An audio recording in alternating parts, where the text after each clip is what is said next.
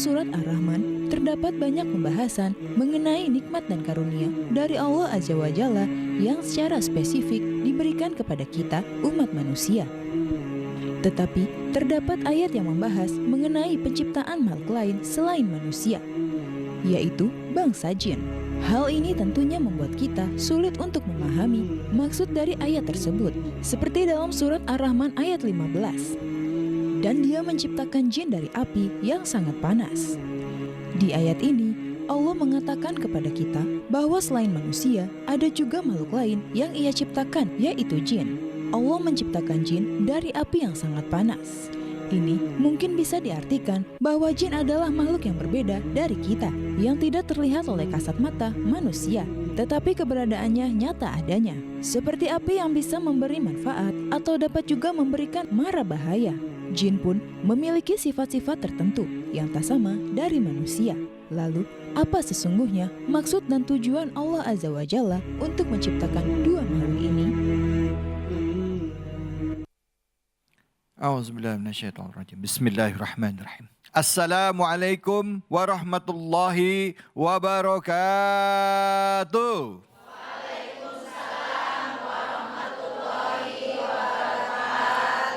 Tentunya seperti biasa kita akan bahas mengenai keseharian. Tadi kita sudah dengar ya, disampaikan bahwa di dalam Al-Quran surah Ar-Rahman, Allah menciptakan, kenapa jinnya lihat ke saya Bu? Menciptakan jin dan manusia. Ya. Allah menciptakan jin, menciptakan manusia. Manusia bisa lihat jin gak Bu? Nggak. Jin bisa lihat manusia nggak? Bisa. Tapi kalaupun nggak kelihatan berarti ada dong alamnya. Ada dua dong alamnya. Ya, ada alam jin dan alam manusia. Allah ciptakan timur dan ciptakan barat. Nah, kira-kira kenapa Allah ciptakan dua alam dalam kehidupan kita ini? Misterinya apa? Kenapa Allah ciptakan timur dan barat? Nah, untuk itu akan dikupas tuntas hari ini sama-sama kita ngaji. Ya, Bu ya? Bu. Bu. Ngaji. Ngaji, ngomong ngaji. Hadir bersama kita guru kita Al-Mukarram Al-Habib Muhammad Syahab. Assalamualaikum warahmatullahi wabarakatuh. Waalaikumsalam warahmatullahi wabarakatuh. Kaifa haluk ya Bibi? Alhamdulillah. Masya Allah Habib. Ya sehat. Tadi baca surah Ar-Rahman. Ar-Rahman. Nah, dibahas tentang jin yang diciptakan dari api. Nah, kenapa Allah menciptakan jin? Dan Allah menciptakan ada dua alam ya kan, ada alam gaib dan alam manusia. Silakan ya Habibi, fadal. Baik, izin.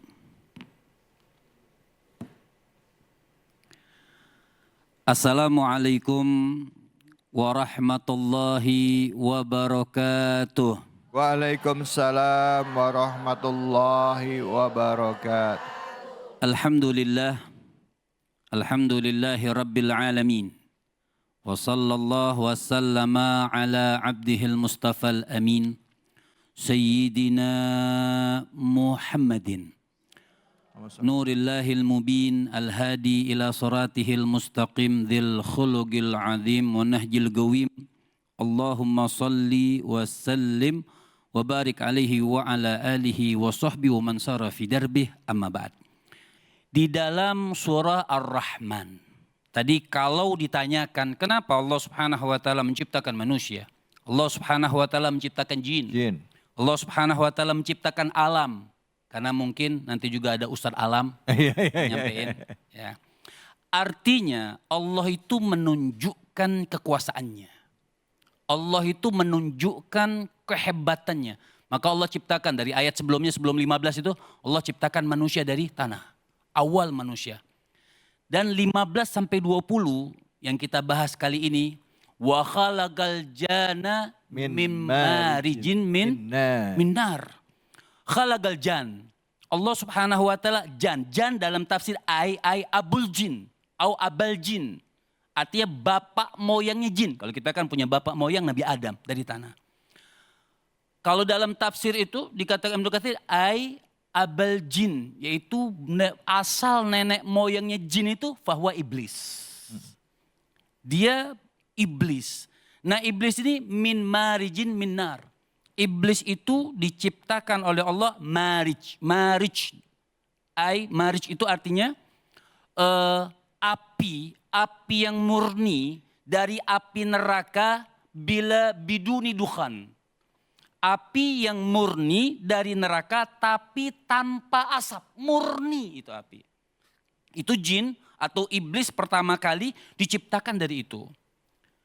Makanya ketika kau tanyakan kenapa, intinya semua ciptaan Allah yang Allah Subhanahu wa taala ciptakan, kehendak Allah adalah agar mereka itu ibadah. Dan mereka bagaimana tata cara mereka ibadah kepada Allah, maka Allah jelaskan kepada mereka keagungan, kebesaran, kehebatan daripada Allah Subhanahu wa taala. Makanya ayat selanjutnya Allah katakan fabi ayyi ala'i rabbikuma tukadziban. Ketika dengar ini ayat. Jadi Ibnu Abbas itu meriwayatkan ketika Nabi SAW membacakan, David membacakan Ar-Rahman, sampai di kalimat fabi ayyi ala'i rabbikuma tukadziban. Jin-jin itu dengar. Jin itu dengar. Maka Nabi bilang begini, kata Nabi, aku mendengar itu manusia kalah jawabannya dengan jin. Yang aku harapkan itu jawaban daripada manusia. Ternyata jin yang menjawab itu. Ibnu Abbas mengatakan, maka mereka, oh jawaban itu apa ya Rasulullah? Nabi tanya sama sahabat-sahabat, tanya kepada baginda Nabi besar Muhammad. Sallallahu alaihi wasallam. Jawaban apa ketika mereka tahu mereka terbuat dari api yang murni, yang terbuat dari api neraka, yang tanpa asap sama sekali, itu diciptakan itu jin. Maka kata Allah, fabi ayyi ala'i rabbikuma tukadziban. Di sini Allah menjelaskan artinya nikmat mana lagi yang kau dustakan, kan itu artinya. Itu bukan sebatas arti seperti itu. Banyak hal yang memaknai tanda syukur. Orang itu harus bersyukur. Makanya fabi ayyi ala'i rabbikuma. Nah, jin itu menjawabnya lebih hebat daripada jawaban manusia. Ketika Nabi Muhammad baca itu. Apa kata jin? Wahai Rasul, tidak satu pun nikmat dari Allah yang kami dustakan. Itu jin yang menjawab. Tidak satu pun. Ibu-ibu ketika dengar ayat itu kira-kira pernah nggak ngomong begitu? Bu, Ya. Bu, Ya. pernah nggak ngomong begitu? Ya. Saya mau tanya, jawab yang jujur. Kalau suami telat ngasih duit, gerutu nggak? Di mana fabi ayyi ala'i rabbikuma tukadzibannya? Suami itu kan jodoh dari Allah Subhanahu wa taala. Apapun yang diberikan oleh Allah Subhanahu wa taala, apa kita katakan alhamdulillah. Bahkan orang yang dikatakan fabi ayyi ala'i rabbikuma tukadziban, Nabi mengatakan awwalu ma yud'a ilal jannah alhamduna ala kulli hal. Bahkan Nabi SAW mengatakan pertama kali orang yang dipanggil ke surga, siapa orang yang dipanggil ke surga? Mereka yang memaknai bersyukur tidak ada nikmat Allah yang kami dustakan. Itu orang yang pertama kali masuk surganya Allah Subhanahu wa taala. Kemudian ayat selanjutnya, wa rabbul masyriqaini wal maghribain. Allah ini yang menguasai masyriqaini, tempat terbit, dua tempat terbit. Kemudian Allah juga yang menguasai dua tempat terbenam. Ya. Maksudnya apa dua tempat terbit, dua tempat terbenam? Ya. Jadi ada kaul ulama, pertama ulama mengatakan misal matahari terbit di sini. Nanti ketika matahari terbenam, terbit lagi di sebelah bumi yang tempat lain. Itu dua titik. Oh, iya. Jadi misal di Indonesia terbit, mungkin di Saudi Arabia lagi terbenam. Ya. Kan begitu Ibu ya? Itu makanya saya teruskan ayatnya. Ada lagi kalimat Allah yang mengatakan, bukan diulang, Allah menekankan. Fabi ayyi ala'i rabbikuma tukadziban. Maksudnya apa? Maksudnya Allah itu kalian harus rapi. Tata surya yang diciptakan oleh Allah itu rapi dalam pemeliharaan Allah. Dua titik itu. Ada lagi yang mengatakan dua titik itu musim panas dan musim dingin. Ketika matahari terbit di musim panas, ada juga nanti matahari yang terbit di musim dingin. Ya. Ada yang terbenam di musim panas, makanya ada yang terbenam di musim dingin. Jadi fabi ayyi diulang, bukan diulang. Allah itu penekanan. Ayat itu nggak ada yang diulang sama Allah. Penekanan lagi oleh Allah. Allah mengingatkan, hai fabi ayyi ala'i rabbikuma Tukadziban. Hai jin, hai kalian manusia, Allah katakan. Fabi ayyi ala'i rabbikuma, bikuma kalian berdua. Kalian berdua. Ya, jin manusia. Ingat kalian, mana lagi nikmat yang kalian dustakan? Manakah nikmat yang kalian dustakan, yang kalian ingkari semua? Tata surya, malam, pagi, siang, ada musim panas, ada musim dingin. Dua musim ini diciptakan rapi, pemeliharaan dari Allah Subhanahu wa taala. Bukti itu adanya Allah Subhanahu wa taala, dan bukti daripada kekuasaan Allah Subhanahu wa taala. Jadi tidak perlu kita mengingkari nikmat yang diberikan oleh Allah. Kita harus mensyukuri. Ada lagi yang lebih hajat. Apa ayat selanjutnya? Wa marajal bahraini Wal takian. yaltagiyan. Wa marajal bahraini yaltagiyan. Lihat. Ini hebat ini. Ini bukti banget. Wa marajal bahra, Allah Subhanahu wa taala. Betul kan ayat selanjutnya? Ya. Wa marajal bahraini Yaltaqiyan. yaltaqiyan. Itu Allah membiarkan pertemuan dua laut. Subhanallah. Allahumma salli ala Sayyidina Muhammad. Jadi kalau tanyakan hebatnya Allah itu, Ibu, sudah artinya Masya Allah, sudah sangat-sangat hebat kekuasaan Allah Subhanahu wa taala. Allah membiarkan pertemuan dua laut, asin dan tawar. Bainahuma barzakhul la yabghiyan. Yang dibatasi tapi nggak kelihatan batasnya, itu asin sama tawar nggak bercampur. Pernah lihat, Ibu? Ya. Jadi Masya Allah dengan bukti, mau bukti apa lagi? Banyak lagi buktinya. Allah itu membiarkan, artinya Allah yang menjalankan daripada laut, dua laut, air setelah asin dan air tawar. Bertemu tapi satu sama lain tidak saling melampaui. Ya. Satu sama lain tidak saling melewati. Satu sama lain tidak merusak rasanya. Yang tawar tetap Tawar. yang asin tetap Asin. asin.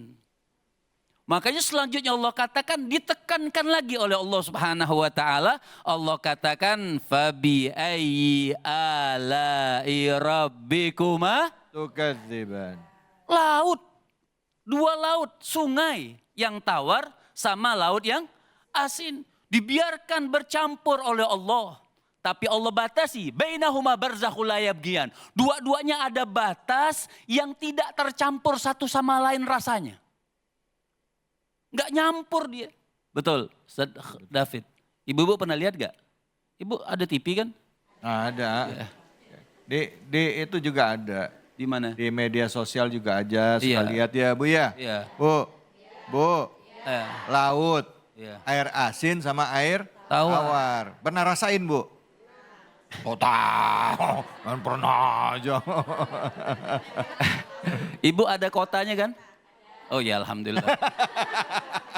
Yang penting kuotanya ada. Bener. Iya makanya nikmat apalagi Masya Allah. Makanya kullu nikmatin la tugarribu minallah fahyal baliyah. Iya, iya. Makanya semua nikmat-nikmat yang ada ini, tapi nikmat tersebut kata Ibn Hazim tidak bisa membawa kita dekat kepada Allah Subhanahu wa taala. Masya Allah itu suatu bala. Iya, iya. Suatu malapetaka, kita punya nikmat, Allah berikan nikmat, Allah tunjukkan kebesaran-kebesaran Allah. Manusia, bapak moyangnya dari tanah, malaikat dari cahaya, jin, iblis dari api. Mereka hidup dan mereka harus ibadah kepada Allah Subhanahu wa taala. Kebesaran laut-laut yang dipertemukan tawar dan asin tapi tidak bercampur. Ini kebesaran. Makanya kullu nikmatin, setiap satu nikmat ya, yang nikmat tersebut tidak menjadikan kita untuk dekat kepada Allah, Masya Allah akan menjadi suatu bala buat kita. Masya Allah. Baik, ya Habibi, terima kasih banyak Habib. Baik. Habib, ada satu pertanyaan jadinya Habib. Pada saat tadi Allah menunjukkan kekuasaan yang luar biasa. Dari mulai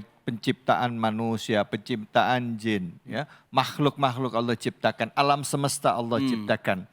Bahkan Allah menunjukkan lagi kekuasaan yang sepertinya ini tidak masuk dalam logik. Allah bilang mungkin kalau aku berkehendak antara air laut dengan Asin, yang tawar, tawar ya kan asin. ya. Nah, di sini Allah mengatakan tukadziban, mendustakan.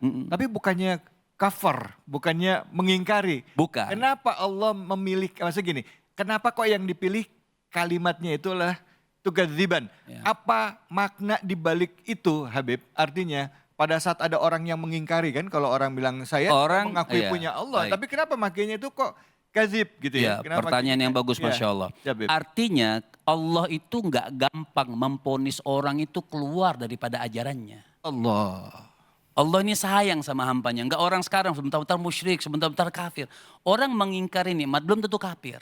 Kecuali kalau sudah memang betul-betul yakin kita ini tidak ada Allah Subhanahu wa taala. Allah itu enggak ada yang maha kuasa. Itu sudah kafir. Tapi itu kadziban karena Allah tahu manusia ini sifatnya dhaif.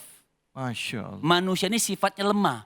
Kebanyakan mereka cuma mengingkari saja tapi keyakinan tetap ada. Ya, ya. Hanya kadang-kadang tidak mensyukrikan. Orang bukan berarti tidak bersyukur itu dia keluar dari ajaran Islam. Tapi namanya kufur nikmat.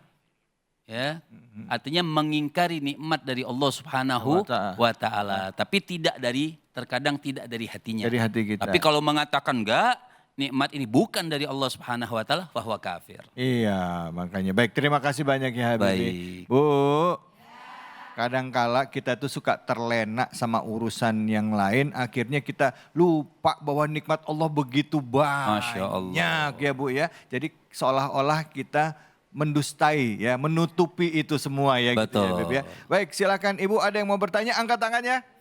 Masya Allah, banyak banget ini. Ya, silakan Ibu yang mau nanya. Tidak usah dipencet-pencet, Sudah, udah nyala. Bu. Terima kasih. Assalamualaikum warahmatullahi wabarakatuh. Waalaikumsalam warahmatullahi wabarakatuh. wabarakatuh. Perkenalkan, saya Khairia Sueb dari Majelis Taklim Al Barokah Gunung Putri Bogor. Masya Allah, kumaha Izin- damang, Alhamdulillah Ustaz. cicing wae. Cicing mah diem atuh, cicing ayah. Izin bertanya Ustaz, Silakan. di antara kita mungkin ada yang nggak bisa baca Al-Quran ya. Ya. Betul.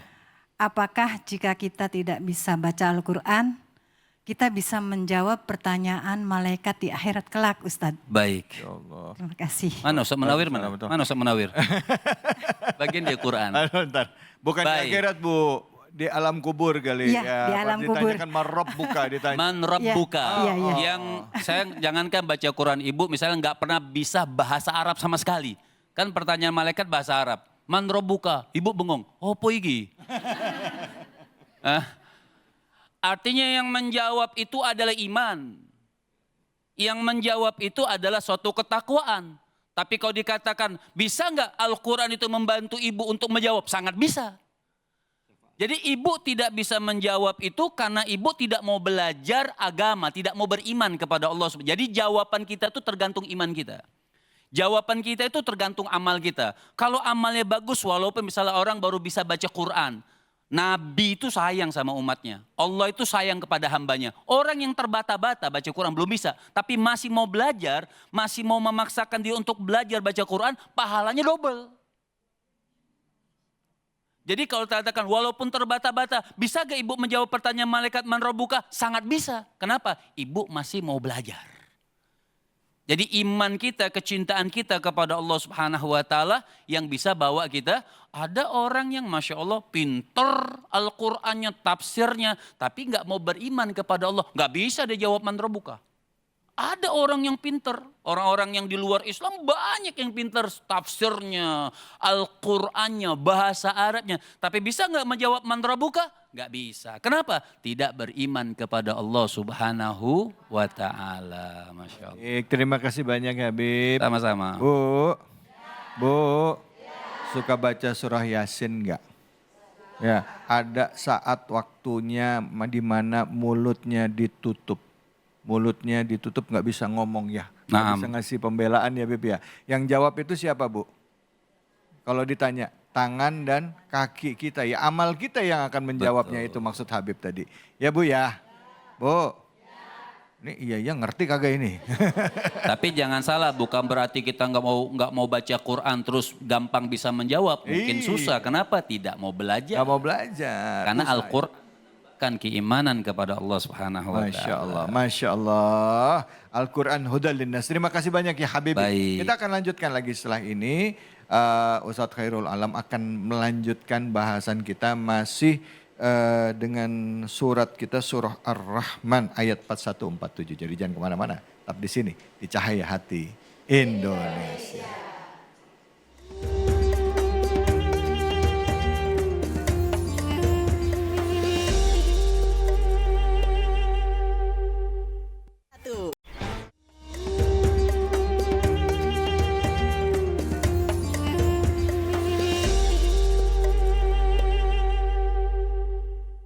Alhamdulillah, Rabbil Alamin. Kita kembali lagi di program kesayangan kita semua, Cahaya Hati Indonesia. Surah Ar-Rahman, Allah berkali-kali mengingatkan kepada kita, Fabi ayyi ala'i rabbikuma tukadziban. Yang terjemahan bebasnya adalah nikmat mana lagikah yang engkau dustakan. Allah ingatkan berulang-ulang. Nah, masih mengkaji surah Ar-Rahman. Kali ini kita akan mencoba mendalami ayat 41 dan 47 bersama dengan guru kita yang sudah hadir bersama-sama dengan kita, yaitu Al-Ustadz Khairul Alam. Silakan Ustadz, fadl. Assalamualaikum warahmatullahi wabarakatuh. Waalaikumsalam warahmatullahi wabarakatuh. A'udzubillahi minasyaitonirrajim. Bismillahirrahmanirrahim. Alhamdulillahi rabbil alamin. Allahumma salli ala Muhammad wa ala ali Muhammad. Rabbana zalamna anfusana wa illam taghfir lana wa tarhamna lanakunanna minal khasirin. Rabbi shrah li sadri wa yassir li amri wahlul 'uqdatam min lisani yafqahu qawli. Amin amin ya rabbal alamin. Nah, kita akan lanjutkan ya kajian surat Ar-Rahman. Nah, saya mau membawanya gini. Ketika kita melihat satu surat di dalam Al-Qur'an, maka satu surat itu merupakan satu ide, satu kesatuan yang utuh. Ya, kadang ketika kita membaca terjemahan, sampai sebuah ayat kok nggak nyambung dengan ayat sebelumnya ya. Nah, kita akan mengkaji itu. Jadi kita akan belajar struktur besar, tapi saya mulain dulu dengan sebuah pertanyaan. Jadi jangan tegang ya Bu. Ini udah tegang duluan ya Mas David ya. Kayak mau ujian ini Ustadz. Betul. Ya. Nah, saya ambil dari apa yang sudah ada di dalam sosial media. Pertanyaan ini atau diskusi ini terjadi di lingkungan anak-anak kita ketika mereka SMP, SMA, dan kuliah. Pertanyaannya apa? Allah itu kan Maha Pengasih.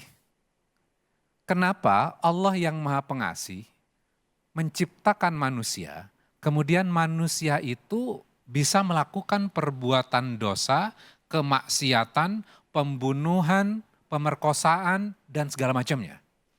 Kemudian orang-orang yang melakukan dosa dan kesalahan ini dicap sebagai orang pendosa, kemudian dijebloskan ke dalam neraka. Allah kan Ar-Rahman, Allah kan berkasih sayang. Kenapa menciptakan manusia yang bisa melakukan kesalahan dan dimasukkan neraka? Bukankah Allah bisa mengampuni? Bisa menghentikan orang yang melakukan perbuatan dosa dan maksiat itu? Kemudian habis itu logika kita akan digiring kembali. Ke arah mana? Harusnya Tuhan bisa memberhentikan. Kan Allah bisa melakukan segalanya. Betul nggak? Iya. Kenapa Allah membiarkan pembunuhan di Palestina? Kejahatan terjadi di mana-mana. Kalau itu terjadi, jangan-jangan Tuhan nggak ada. Terjadi nggak diskusi ini di lingkungan anak-anak kita? Iya. Terjadi. Betul. Terjadi. Jawabannya ada di mana? Kira-kira kita bisa jawab nggak? Nggak bisa Nah. jawab ya Bu ya? Nah, Ibu. makanya kita ngaji. Ngaji ya Bu. Ya. Bu, taruh Ustadz. Ya. Nih Bu kok tegang banget sih Bu jadi. Ditanya ini suruh mikir Bu ya. Ya. Kenapa kejadian seperti itu? Apakah Tuhan gak, ini kan alam bawah sadar kita jadi mikir gitu ya Bu ya? Nah silakan Ustadz. Oke, jawabannya ada di dalam Al-Quran. Jadi silahkan dibuka. Ya. Jadi buat pemirsa yang di rumah juga silahkan Ya. membuka Qurannya. Ya. Karena jawabannya sebenarnya ada di dalam Al-Quran. Cuman kadangkala kita ngajinya itu Arabnya aja. Betul. Terjemahannya juga enggak. Ya. Oke, silakan buka surat Ar-Rahmannya. Saya juga Ya. buka. Ya. Karena udah modern, jadi saya buka handphone. Jadi silakan buka handphonenya. Silakan Bu, surah Ar-Rahman. Ayat berapa Ustadz? Ya, kita dari ayat pertama dulu. Ayat pertama, oke. Struktur besar di dalam surat Ar-Rahman ini dimulai dari ayat pertama. Ayat pertama hanya satu kata, Ar-Rahman. Ya. Terjemahannya apa? Yang Maha Pengasih. Allah yang Maha Pengasih. Oke. Allah yang Maha Pengasih ini, ayat pertama ini merupakan esensi utama di dalam surat Ar-Rahman. Ya. Jadi surat di dalam Al-Quran itu kadang esensinya ada di bagian awal, ada yang di tengah-tengah, ada yang di bagian terakhir, atau kombinasi. Ya. Nah, surat Ar-Rahman ini esensinya di ayat pertama. Berarti menjelaskan sifat kasih sayang Allah. Jadi keseluruhan dari surat Ar-Rahman setelah ayat pertama ini menjelaskan sifat kasih sayang Allah. Poin pertama. Poin kedua, di dalam surat Ar-Rahman ada satu ayat yang diulang-ulang sebanyak 31 kali. Tadi kita sudah belajar. Apa bunyinya? Fabi ayyi ala'i rabbikuma tukadziban. Oke, pertanyaannya, kenapa sampai diulang 31 kali? Secara konsep akan dijelaskan nikmat, kemudian nyambung fabi ayyi ala'i rabbikuma tukadziban. Kenapa 31 kali? Allah akan menjelaskan konsep yang kaitannya dengan nikmat dari angle yang berbeda-beda sampai 31 kali. Jadi bukan hanya satu angle, bukan hanya satu sudut saja, tapi dari 31 kali penjelasan yang berbeda-beda. Ya. Oke. Nikmat fabi ayyi ala. Tadi sudah dibahas. Ayat 14. Dilihat ayat 14-nya. Apa bunyinya ayat 14? Khalaqal insan. Khalaqal insana min Khalaqal jan. salsalin kal Allah fakhar. menciptakan manusia, Allah menciptakan jin. Ayat berikutnya, fabi ayyi ala rabbikuma tukadziban. Jadi nikmat Allah adalah dengan menciptakan kita dan jin, itu bagian nikmatnya Allah. Maka disambung dengan fabi ayyi ala rabbikuma tukadziban. Oke, jelas? Oke. Sekarang masuk ayat 41. Nanti kita akan jawab pertanyaan di awal tadi. Ayat 41, yu'raful mujrimuna bisimahum fayu'khadu bin nawasi wal aqdam. Orang-orang yang berdosa dikenal dengan tanda-tandanya, kemudian dipegang ubun-ubunnya. Kita bisa bayangkan, dipegang ubun-ubunnya. Terus dipegang kakinya. Ini nikmat atau azab? Azab. Ya. Ayat berikutnya, coba perhatikan. Ayat 42, fabi ayyi ala rabbikuma tukadziban. Loh, kan bukan nikmat. Tadi kan formulasinya nikmat, Nikmat. fabi ayyi ala. Kenapa ini bukan nikmat? Kok sambungannya fabi ayyi ala rabbikuma tukadziban? Oke, kita baca ayat berikutnya. Hadhihi jahannamul lati yukadzibu bihal mujrimun. Ini adalah neraka jahanam yang didustakan orang-orang yang berdosa. Ya. Yatufuna bainaha wa bainaha mimin an. Mereka berkeliling di neraka itu. Di antara air mendidih yang memuncak panasnya. Dibayangkan, air yang mendidih memuncak panasnya. Bergerak dari satu sisi ke sisi yang lain. Ternyata makin panas. Dikira dingin, ternyata panas. Bagian berikutnya, fabi ayyi ala rabbikuma tukadziban. Ayat yang dibaca tadi, dua ayat tadi, itu nikmat atau azab? Azab. Siksa neraka itu kan azab. Azab, iya. Kenapa nyambungnya fabi ayyi ala rabbikuma tukadziban? Bukankah di ayat pertama, Ar-Rahman, sifat kasih sayang Allah. Kemudian disebutkan nikmat, fabi ayyi ala. Nah, sekarang kita perlu analisis. Kenapa kok di dalam surat Ar-Rahman diceritakan tentang neraka? Saya mulai dengan sebuah pertanyaan supaya gampang. Yang diceritakan siksa neraka ini terjadi sekarang atau di masa yang akan datang? Masa akan datang ya Bu ya. Oke, Mm-mm. terjadi di masa yang akan datang. Sudah terjadi atau belum? Belum. Belum terjadi. Berarti belum ada orang yang disiksa neraka sekarang. Oke. Sebuah peristiwa yang terjadi di masa yang akan datang dan belum terjadi, ini baru nanti dikisahkan kepada kita sekarang, kira-kira tujuannya untuk apa? Peringatan. Peringatan supaya kita jangan masuk ke sana. Ya. Menakutkan masuk ke sana itu, siksanya pedih. Maka sesuatu yang belum terjadi di masa yang akan datang diceritakan kepada kita sekarang, itu adalah wujud kasih sayang Allah kepada kita. Masya Allah. Iya, iya. Jadi walaupun kaitannya dengan siksa neraka, sesuatu yang tidak menyenangkan, sesuatu yang menakutkan buat kita, ternyata itu adalah wujud kasih sayang Allah. Supaya kita jangan masuk sana. Iya. Jadi masuk akal nggak? Masuk akal. Masuk akal. Kita berpikir selalu nikmat. Ada orang yang tersadarkan kalau diinformasikan tentang nikmat, fabi ayyi ala ya rabbikuma tukadziban, supaya dia bersyukur kan? Ya. Tapi ada model orang-orang yang nggak sadar kalau diceritakan nikmat, maka diceritakan tentang siksa neraka. Jadi jawaban pertanyaan tadi di awal, bisa nggak menjawab pertanyaan melalui ayat ini? Tadi orang-orang yang berpikir Allah adalah Maha Pengasih, mereka mendefinisikan Allah Maha Pengasih. Allah mengangkat posisi Allah tinggi. Ya. Kemudian setelah itu menjatuhkan Allah. Itu namanya logical fallacy, logika salah. Yang salah, akhirnya kesimpulannya salah. Ya. Ya. Tapi awal-awal kelihatannya benar.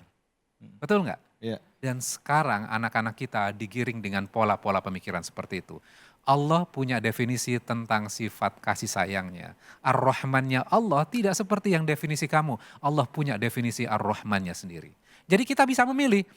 Allah membebaskan kepada kita mau surga maupun neraka. Oke. Mau dilanjut lagi? Lanjut. Oke.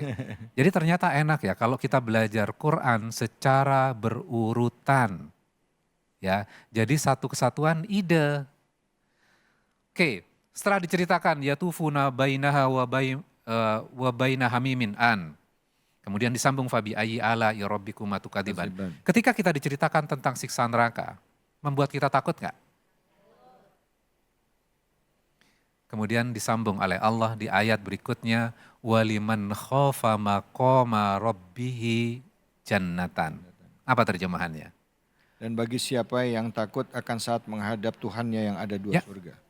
Jadi bagi barang siapa yang takut atas makom Tuhannya, kedudukan Tuhan kita, kedudukan Allah sebagai Tuhan, kita sebagai hamba, kita takut dengan hal itu, maka Allah hadiahkan dua surga. Jadi ternyata syaratnya menuju surga apa? Takut. Jadi ternyata tujuan Allah menceritakan neraka tadi, membuat kita takut gak? Membuat kita takut. Dengan rasa takut itu, memang itu adalah tujuannya. Kemudian Allah akan hadiahkan surga. Nah, pertanyaannya gini, emang rasa takut bisa membawa kita ke surganya Allah? Bisa, kan berdasarkan ayat ini. Ya. Saya jelaskan logikanya gini. Ada orang nih, dia mabuk. Ketika mabuk, maka adrenalinnya jadi naik. Logikanya nggak jalan. Dia jalan di perempatan, ngelihat polisi. Ya, ketika dia ngelihat polisi, dipukul polisinya. Rasa takutnya nggak ada pada dirinya. Kira-kira dia akan ditangkap nggak? Akan dimasukkan penjara nggak? Akan dimasukkan ke penjara. Kalau dalam kondisi normal, kira-kira dia akan pukul polisi nggak? Nggak akan. Dia takut dong. Iya, takut dia. Artinya apa? Rasa takut itu memang diperlukan. Supaya apa? Menjaga dia akan bahagia di masa depan. Ya, jadi balik lagi ke dalam ayat ini. Kalau kita takut terhadap makom Tuhan kita, maka kita akan berhati-hati terhadap apa yang kita katakan, terhadap apa yang kita lakukan. Fabi ayyi ala ya rabbikuma tukadziban. Jadi rasa takut itu dalam hal agama perlu nggak? Perlu. Supaya apa? Menjaga kita bahagia di akhirat kelak. Supaya kita dimasukkan ke surganya Allah. Enak ya? Iya, iya, iya. Ternyata dahsyat loh surat Ar-Rahman. Nah kemudian yang terakhir nih ya. Berarti Allah menjelaskan dari berbagai macam angle. Ya. Nah sekarang pertanyaan saya gini. Ketika kita di belakang imam, ketika sholat, fabi ayyi ala ya rabbikuma tukadziban dengan suara yang sangat indah, merdu. Di kepala kita kira-kira apa Bu? Kira-kira apa? Kita berpikir apa? Kita berpikir nikmat. Sebutkan nikmatnya apa saja yang kita pikirkan? Sehat. Sehat. Terus apa lagi? bisa ibadah, bisa ibadah, terus bisa nyekolahin anak, bisa nyekolahin anak. dapat uang bulanan ya Bu ya. Uang bulanan, gaji bulanan nggak telat. Oke, kita sudah belajar beberapa ayat. Ya. Kita berpikir tadi, fabi ayyi ala rabbikum tukadziban. Kita berpikir nikmat-nikmat yang diberikan kepada kita. Masya Allah. Padahal kalau kita perhatikan Qur'annya, Allah menggeser dari satu nikmat, kemudian fabi ayyi ala. Nikmat yang lain, fabi ayyi ala. Ya. Diceritakan tentang neraka, Fabi fabi ayyi ala. Diceritakan tentang orang-orang yang dipegang ubun-ubunnya, Fabi dipegang ayyi ala. kakinya, fabi ayyi ala rabbikum tukadziban. Tapi kenapa kita berpikir terus-terusan fabi ayyi ala cuman satu angle saja? Iya, iya, iya. Ya. Harusnya apa? Kita mengikuti ayat sebelumnya, kemudian kita berpikir dengan ayat itu, kemudian berpikir itu adalah nikmatnya Allah. Masya Allah. Jadi mudah-mudahan bermanfaat buat kita semuanya. Amin ya Rabbal Alamin. Bu, Allah itu sayang sama kita. Betul apa betul Bu? Makanya intisari dalam Al-Quran itu adalah sifat Rahman dan Rahim dari Allah. Nah, kembali lagi seperti tadi dikatakan Ar-Rahman, kata Ustadz Khairul Alam tadi mengatakan bahwa surah Ar-Rahman ini mengingatkan kita tidak hanya nikmat dalam bentuk kebaikan, tapi juga hal-hal yang buruk yang mungkin terjadi kepada kita nanti di alam akhirat. Ya, itu Allah ingatkan, itu adalah bentuk ingatan Allah kepada kita adalah sebagai suatu nikmat juga, begitu ya. Nah, sekarang pertanyaannya ini Ustadz, pada saat kita melihat Allah membicarakan tentang neraka atau apa yang akan didapatkan oleh orang tersebut. Kan kita tahu Allah itu tidak punya dimensi waktu. Allah tidak ada masa depan dan masa sekarang. Nah, ini Al-Quran bicara mengenai apa yang akan terjadi. Apakah mungkin hal ini sebenarnya, ya kalau bicara dimensi Allah gitu ya, bicara kehidupan ini bicara sebenarnya adalah tentang yang memang terjadi sebenarnya. Ini hakiki, ini sebenarnya terjadi. Tinggal manusia mau memilih jalan yang mana gitu. Nah, dari ayat ini sendiri Ar-Rahman, apa sih yang bisa kita petik gitu dari kalimat ini, sedangkan kita tahu kan Allah nggak punya dimensi waktu. Gitu, kira-kira gitu. Oke, nah ini pertanyaan kritis nih. Jadi buat Allah tidak ada masa lalu, sekarang, dan masa yang akan datang. Iya. Karena waktu itu Allah sendiri yang menciptakan. Betul. Kenapa Allah menceritakan seperti ada dimensi waktu ya? Iya. Itu kan menjadi sebuah pertanyaan. Iya. Karena Allah menceritakan kepada kita manusia. Jadi kalau kita punya dosen, seorang profesor mengajarkan kepada kita, maka profesor itu adalah orang yang pintar, maka dia akan memberikan contoh-contoh supaya mudah difahami. Iya. Ya kan? Tujuannya untuk itu, supaya kita bisa paham, maka Allah jelaskan itu menurut versinya kita. Oh. Oke. Nah, kemudian yang menarik lagi, yang kita bisa pelajari apa di dalam surat Ar-Rahman tadi? Ya, diceritakan neraka, fabi ayyi ala rabbikum tukadziban. Orang disiksa, dipegang ubun-ubunnya, dipegang kakinya, fabi ayyi ala rabbikum tukadziban. Ya. Kalau kita tidak mampu melihat ini sebagai sebuah nikmat, akhirnya kita akan komplain terus terhadap kehidupan kita. Ya. Dan perlahan-lahan akan jauh dari Allah, akan jauh dari agama. Jadi logika kita dulu yang harus dibenerin. Ya. Kita harus mampu melihat sesuatu yang tidak menyenangkan buat diri kita, itu adalah nikmat juga. Ya. Ketidakmampuan kita melihat itu, akhirnya kita berputus asa. Kenapa sih Allah menakdirkan kejadian yang buruk itu? Diceritakan tentang kisah neraka itu adalah sebuah peringatan. Wah, saya nggak suka sesuatu yang menyeramkan. Ada orang yang informasi kepada kita, bentar lagi ada gempa, sebentar lagi ada tsunami. Enggak, saya nggak suka berita tsunami. Itu menyeramkan. Iya. Padahal itu udah di warning ya. Udah di warning. Dikasih tahu ya bakal ada tsunami. Iya. Jadi sikap kita yang salah. Oh. Ketika dapat informasi, gunakan informasi itu sebaik-baiknya. Kalau kita datang sebuah perusahaan, kemudian kita dapat informasi dari orang dalam, informasinya penting. Kira-kira kita akan apresiasi nggak? Iya pasti. Pasti kita apresiasi. Ini Allah yang informasiin. Jadi bukan orang dalam. Allah sendiri informasikan kepada kita. Jadi ini sesuatu yang luar biasa. Kita harus apresiasi ini. Jadi sekali lagi, kita harus meningkatkan kemampuan kita. Belajar Quran didorong kepada kita untuk berpikir. Jadi beragama itu berpikir. Ya, beragama harus berpikir. Karena Allah akan komplain. Kenapa kamu nggak berpikir? Betul, betul, betul. Jadi nggak berpikir itu kesalahan loh. Ya. Artinya apa? Ketika kita didorong berpikir, kira-kira membuat kita cerdas nggak? Cerdas. Cerdas. Nah sekarang kita harus menjadi muslim yang cerdas. Berpikir. Ya. Dan muslim yang cerdas itu muslim yang mengerti apa yang dibaca. Jadi nggak cukup Arabnya saja, nggak cukup. Tapi harus dengan apa? Artinya. Ya. Kemudian saya dikejar lagi biasanya. Ya. Emang terjemahan kita bisa paham. Ya. Sebagai langkah awal silahkan melalui terjemahan dulu. Ya, kemudian kadang-kadang gini, Ustadz kalau saya nggak ada gurunya nanti saya sesat Ustadz. Betul nggak? Betul. Saya di Madura juga gitu. Nah, saya berikan sebuah contoh ya. Ada sebuah bule di Amerika, dia bilang gini, kalau agama itu benar, kasih kitabnya kepada saya. Kitab-kitab yang lain, Injil, kemudian agama yang lain, dia pelajari. Wah ini bukan agama, ini salah di segala macam.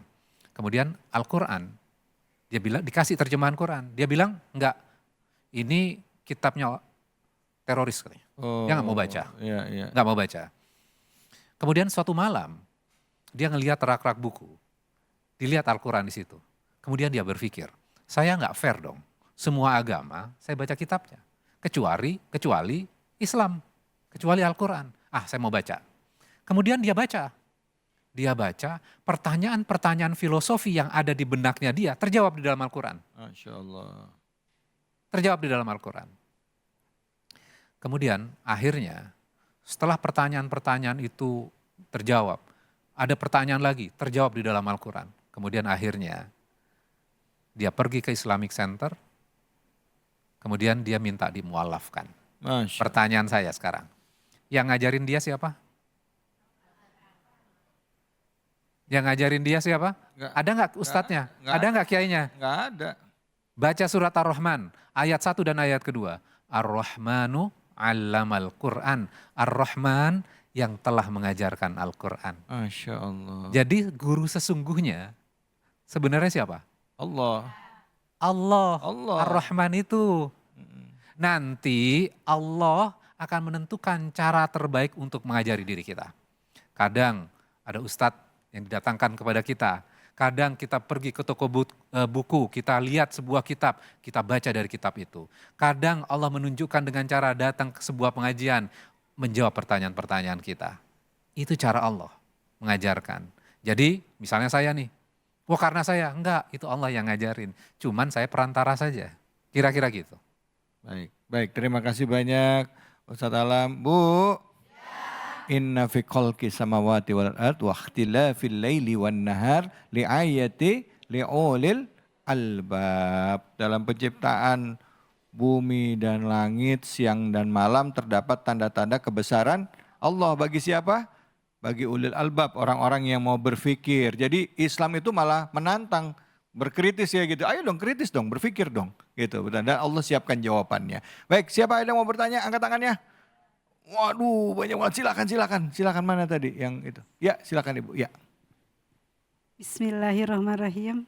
Assalamualaikum warahmatullahi wabarakatuh. Waalaikumsalam warahmatullahi wabarakatuh. Perkenalkan, nama saya Eti dari Majelis Talim Al Barokah, Gunung Putri, Bogor. Izin bertanya Ustadz, kenapa Allah menciptakan semua manusia tidak masuk Islam? Oh, ya, baik. Terima kasih banyak Ibu. Kenapa Allah tidak menciptakan semua manusia itu menjadi Muslim, menjadi Islam gitu ya, beragama Islam gitu maksudnya ya, ada agama yang lain. Silakan, Pak. Ini pertanyaan sulit, jadi saya berdiri aja ya. Oke, pertanyaannya tadi adalah kenapa Allah tidak menciptakan manusia itu beragama Islam saja? Iya, semuanya Islam aja. aja. Harus berbeda-beda. Ya, oke. Coba buka dalam surat Al-Jumu'ah, ayat pertama. Ya. Surat Al-Jumu'ah itu surat ke-62 di dalam Al-Quran. Ayat pertamanya, A'udzubillahi minasyaitonirrajim. Bismillahirrahmanirrahim. Yusabbihu lillahi ma fis samawati wa ma fil ard al-malikil qudusil azizil hakim.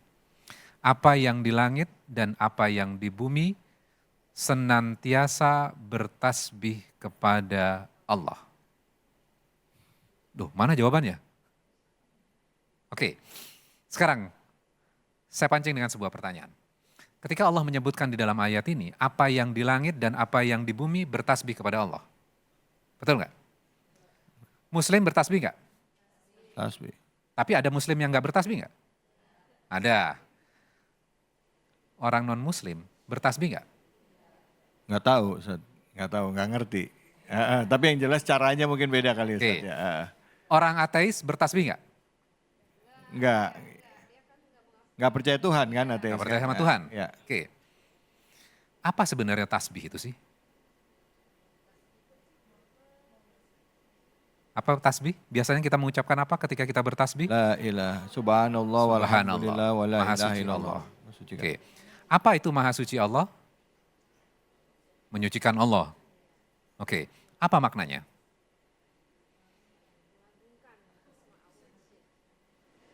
Artinya kita menghilangkan pikiran yang negatif tentang Allah. Dan kita juga menghilangkan pikiran yang negatif terhadap segala ketentuan-ketentuan Allah. Ya, kadang dalam hidup kita, kenapa sih Allah menakdirkan seperti itu sih? Kenapa memilihkan saya orang tua yang miskin, yang tidak berpendidikan, kan gitu kan? Ya. Oke.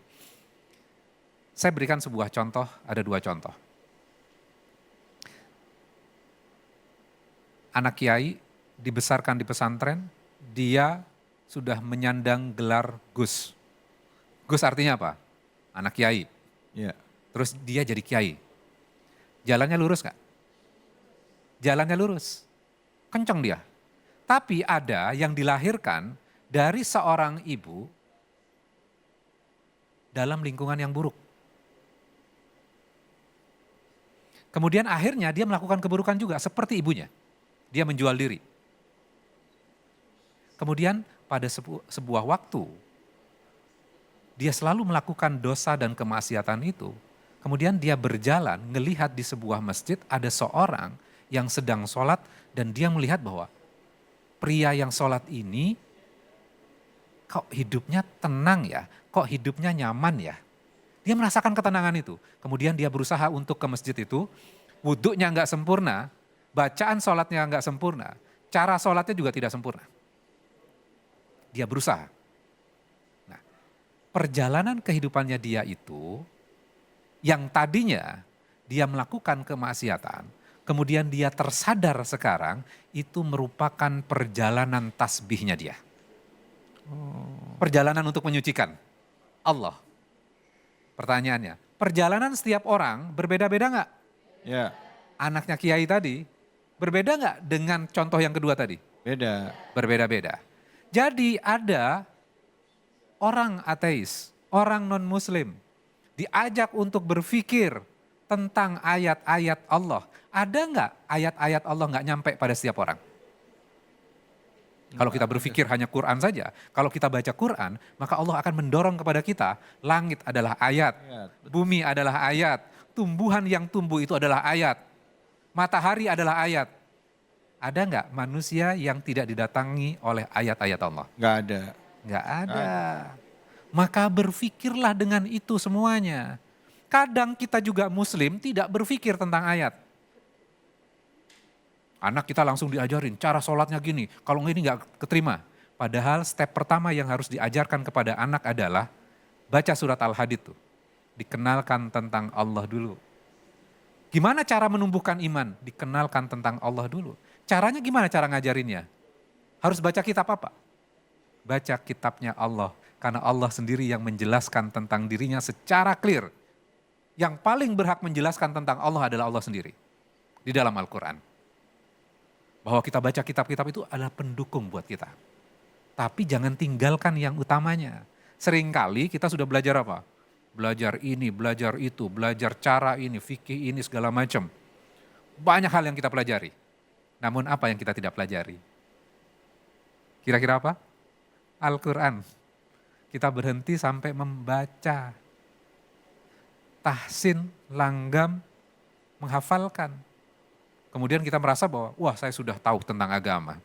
Enggak, kita harus pelajari isinya. Kita harus perdalam ilmu kita tentang Al-Quran ini. Mudah-mudahan bisa menjawab ya Bu ya. Amin. Ya, baik, terima kasih banyak Ustadz Khairul Alam. Bu, udah jelas? Alhamdulillah. Ya, tanda-tanda kebesaran Allah itu seringkali dalam Al-Quran disebut wa min ayati. Ayati itu suka diartikan oleh ahli tafsir itu sebagai tanda-tanda kebesaran Allah. Matahari tanda-tanda kebesaran Allah. Bulan tanda-tanda kebesaran Allah. Terbit matahari tanda-tanda kebesaran Allah. Matahari terbenam tanda-tanda kebesaran Allah. Karena nggak ada yang bisa ngerjain itu selain Allah Subhanahu wa Ta'ala. Baik, kita akan lanjutkan lagi. Ya, tetap di sini. Terima kasih banyak Ustadz Khairul Alam. Nanti kita akan lanjut lagi hanya di sini di Cahaya Hati Indonesia.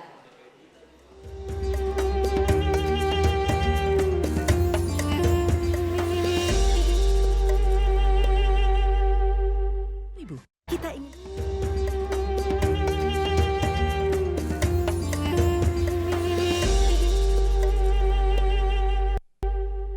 Bu, siapa Sang Maha Pencipta? Allah. Takdir dari Allah baik nggak Bu? Ibu jalanin hidup, mau itu ngerasa enak gak enak, udah ketentuan Allah, bisa ridho nggak Bu?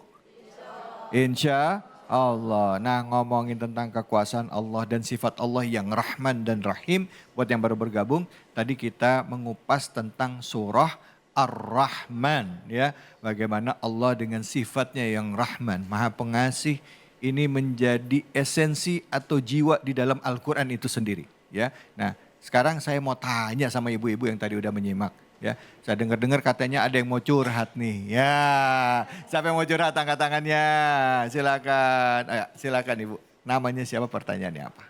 Bismillahirrahmanirrahim. Assalamualaikum warahmatullahi wabarakatuh. Waalaikumsalam warahmatullahi wabarakatuh. Nama saya Ibu dari Masjid Al-Barokah, Gunung Putri Bogor. Curhat dong Pak. Iya, jangan curhat dong Pak. Ibu mau curhat apa Bu? Ibu ini namanya Ibu artinya berarti ibu-ibu. Ibu. Ibu silakan mau Saya mau curhat, curhat, apa Pak. Ibu? Iya Bu, mau curhat apa Bu? Bagaimana seandainya kita, keluarga kita sakit, udah lama nih, udah berobat kemana-mana seandainya. Terus ada yang ngasih tahu berobat ke sono tuh gitu. Maksudnya berobat ke sono tuh kemana? Ke dokter? Ibaratnya ke dukun lah. Yo. Ya, ke dukun. Berobat ke Ya, dukun. ya seandainya nih. Ya. Ini seandainya apa beneran ini? Seandainya kita berobat ke dukun lah, ibarat ada yang ngasih tahu ke sono no, gitu Iya, ibaratnya iya. ya. Terus kita termasuk syirik apa kita dosa kah itu? Oh gitu. Tadi saya nanya, ke dukunnya berobatnya sembuh nggak? Belum tahu. Oh iya gitu. Ah. Tapi ada nggak yang ngerasa sembuh berobat dari dukun? Belum tahu saya juga. Belum. Ya. Jadi nggak dituduh, bukan saya Pak orangnya. Belum tahu Pak, belum Iya, tahu. iya. Iya. Baik, makasih banyak Ya, Ibu-ibu ya. Iya. Oh makasih. Mau Terima nanya sama kasih. siapa Bu? Nanya sama siapa? Sama Pak Ustadz. Pak Ustadz, dua-duanya Ya. Ustadznya. Ya. Nanya, silakan. Baik, makasih Ya. banyak Ibu Om. Terima kasih. Ya, makasih. Alhamdulillah. Ini berobat ke orang pinter istilahnya ya Bu ya. Orang pinter, berobat ke orang pinter. Ini mah katanya kayak didukunin ini. Ini kayaknya mah disantet ini. Benar ya Bu ya? Terus emang kalau kok santet ini harus yang lawannya cakepnya dukun juga katanya gitu. Kira-kira kayak gitu dosa nggak gitu ya Bu ya? Oh ya silakan Ustadz Fadl. Ustadz Khairul Alam. Kan orang pintar tadi. Orang pintar. Yang jawab juga Habib Pintar. Beliau guru saya ini Masya Allah. Dukun itu ada dua. Ada dukun yang musyrik, ada dukun yang tidak musyrik. Contoh yang tidak musyrik, dukun beranak. Oh iya. Betul kan? Iya, iya, iya. Namanya dukun juga, tapi tidak semua dukun itu terkadang menjurus ke suatu kemusyrikan. Lihat tata caranya. Iya, iya, iya, iya. Kalau tata caranya bukan syariat yang disyariatkan Allah Subhanahu wa taala, contoh minta bantuan jin, nanam apa di pohon, apa segala macam. Atau pakai sembelih hewan. Iya. Darah hitam Atau gitu ya. kalau nyembelih boleh, misalnya niat sembuh, sembelih kasih anak yatim boleh. Oh iya, iya, iya, iya. Boleh, atau juga menyembelih juga boleh. Jangan cari yang hitam, jangan ada yang putihnya tuh bulu. Iya, Kalau iya, ada kan putihnya suka bulu gitu. nggak sembuh. Iya, iya. Itu bukan pinter. Jadi nyari apa? Nyari itu ke Allah Subhanahu wa taala. Sakit itu kalau mereka paham, sakit itu tuh ampunan dosa dari Allah. Tapi kita boleh ikhtiar. Ikhtiar itu boleh. Carilah ikhtiar yang kita sudah sakit dapat pahala dari Allah, jangan jadi musyrik. Contoh misal, masih ada waktu? Masih. Ubay bin Ka'ab. Ubay bin Ka'ab itu sahabat Nabi. Ada dengar hadis Nabi. Kata Nabi kalau orang yang sakit sabar dengan penyakit bukan pasrah ya. Ke dokter. Dokter juga orang pintar tapi nggak musyrik. Iya. Dokter dengan medis. Maka kan ada obat itu kerjasama sama ulama yang bisa menentukan perobatan ini halal atau tidak. Oh, iya. Kan kerjasama untuk menimbulkan suatu hukum. Ya.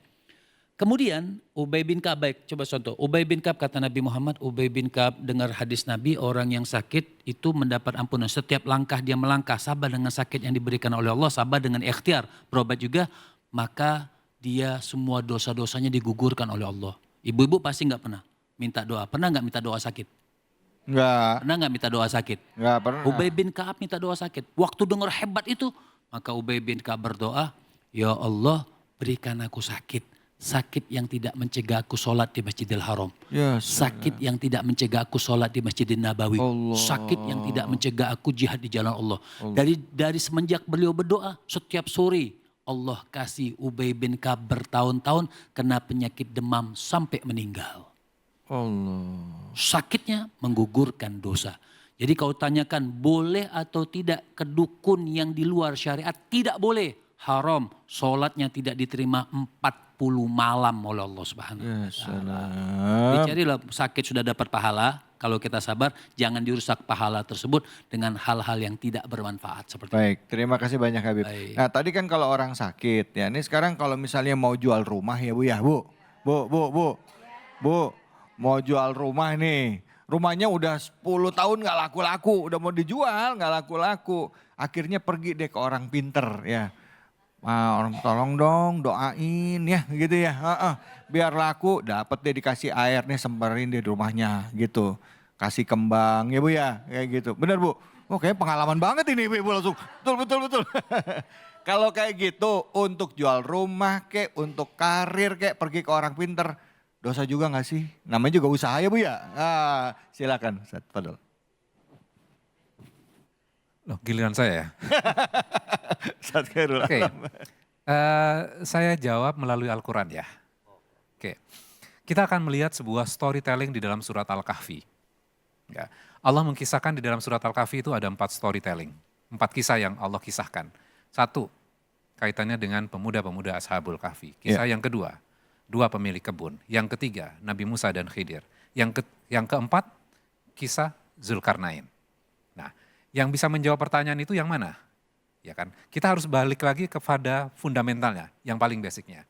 Kita akan melihat dari kisah Zulkarnain. Kenapa sih Allah memberikan sebuah kisah di dalam Al-Quran itu sering sekali? Karena kisah itu mudah kita pahami.